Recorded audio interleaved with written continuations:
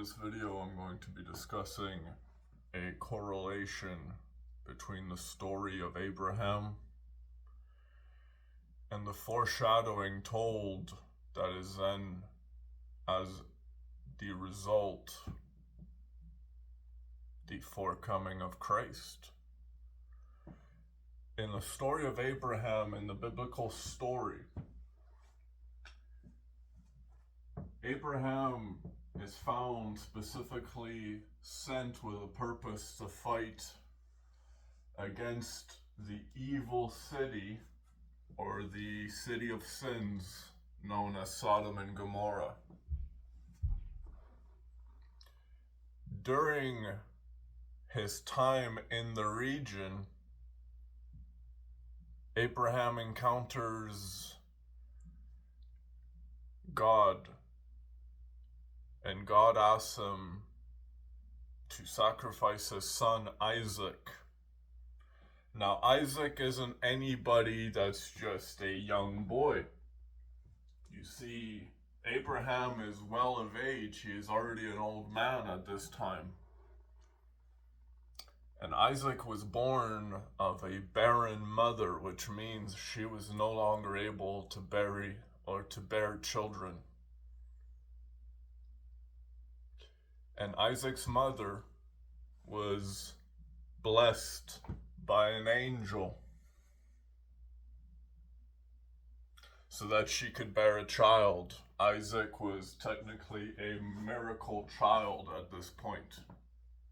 And at the time of the story of the sacrifice, Isaac was already of somewhat 35 years of age. Now, the beauty of this, and I will bring this into a rather nice touch towards the end, but now when you look at the story of Isaac, right? A son who grew up with a father who was basically demanded by God to kill him. And in the last moment before he struck down with the dagger, God said, "Stop. Now that I know you fear me, I know you will do my bidding."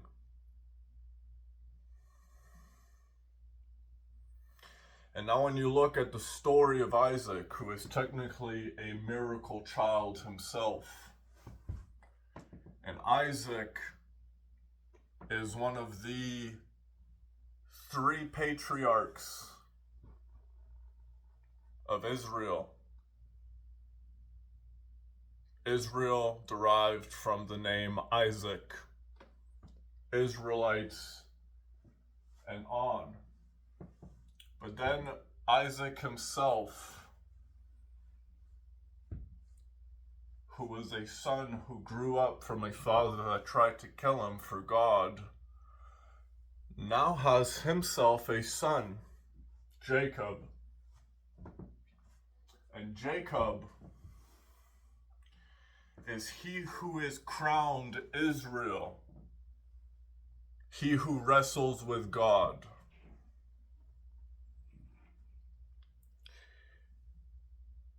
In the idea that speaking the truth is the final wrestling match, you could say. Because you can either be pinned here or pinned here. But in regards of the story of Jacob, he is crowned Israel, or is now the title known as Israel, which means he who wrestles with God. Now let's rewind the clocks back to Sodom and Gomorrah for a second. In this city of sin, which was basically known to house evil, which Abraham was tasked to fight by God. And in the battle against Sodom and Gomorrah, you could say, is when he was encountered as Abraham to that sacrifice, which was in order for Abraham to believe in God, he had to perform those actions to sacrifice his son. But now let's advance to the story of Christ. Now when we look at the story of Christ as an example, which is a reversal, but the same thing once again. A father sacrificing his son, but in a different way, you could say. But now let's look at just the, let's look at the lineage. Because you see, if Jacob is of the crown of Israel, and Jerusalem and Nazareth, which are of the land of Israel in the biblical story, where was Jesus born? Jesus was born in Israel, and he was meant to be the king or the God or return of the God of the Jews, which is the people known as the Hebrews. And the Hebrews now, who are the descendants of Jacob, and now these Hebrews, these Jews, you could say, are who Jesus is born to be king to. Do you see the building momentum that's about to begin? You feel this suspense as it's beginning. Now, in terms of the actual birth of Christ, he was greeted by 3 kings or 3 wise men. And what did these men bring him? They brought him a tribute at his birth. They brought him gifts, a tribute, which you only gift to a sacrifice. Because when you look at the story itself, what did they gift him? They gifted him gold, frankincense, and myrrh. Now let's further the story a little bit, and we'll see how these things can be used by Christ later on in the story. But where do we see wizards or wise men?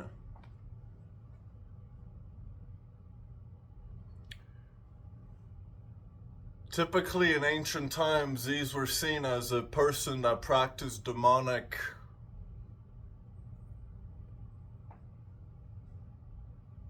practices, you could say. Because these were people that were, these 3 wise men were banished by King Herod himself from ever returning to the kingdom.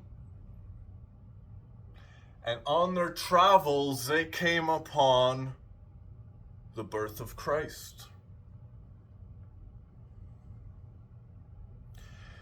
And now as you feel this pending doom,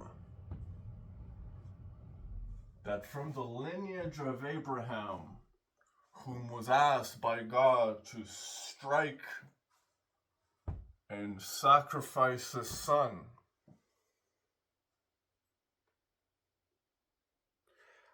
in his battle against evil,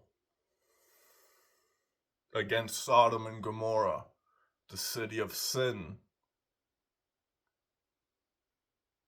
which, yes, was technically 1900 to 2000 years prior to the birth of Christ that this story occurred. The story of Abraham and the story of Sodom and Gomorrah. But now when you look at the lineage of a father sacrificing his son so that he could believe in God, now at Christ, a father sacrificing his son so that God could believe in him.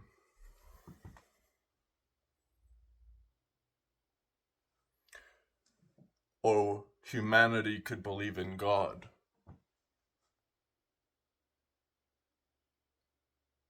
But now do you see that in the story prior to the crucifixion and death of Christ, which stemmed all the way from the foreshadowing told from the beginning of the momentum of that pendulum, that action, and the opposite action or reaction came in the story of Christ. Because it came from the same lineage. And now when you see that at the birth of Christ, he was greeted by 3 wise men, and they greeted him with gold, frankincense, and myrrh. And when you see that frankincense is good for, you could say, embalming and anti-inflammatory purposes as a resin or a cream, and it is good for embalming or wound healing. And now when you look at myrrh, which is an antibacterial property, and now when you look at the sacrificial foreshadowing that was the tribute these 3 wise men came from darkness, from a night sky, and these 3 wise men brought these 3 gifts, gold, frankincense, and myrrh, to the birth of Christ. And they crowned him their king, saying, "You will be king of our people." And now do you see that there is a much darker and deeper, you could say, meaning when you truly dive into the book of the Holy Bible. But now, from that lineage,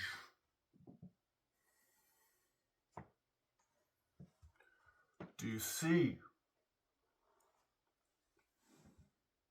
how that story repeated itself, but in a reversal? You could say that to a certain degree is like a genetic pattern of trauma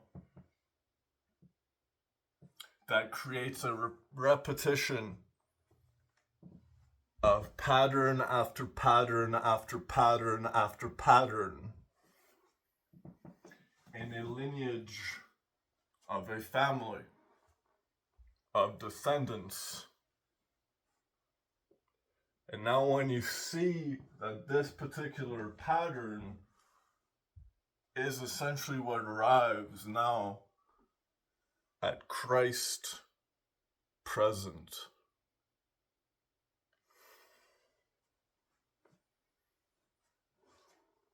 has a much deeper magic told in the story of the Bible. But humans do not read it properly.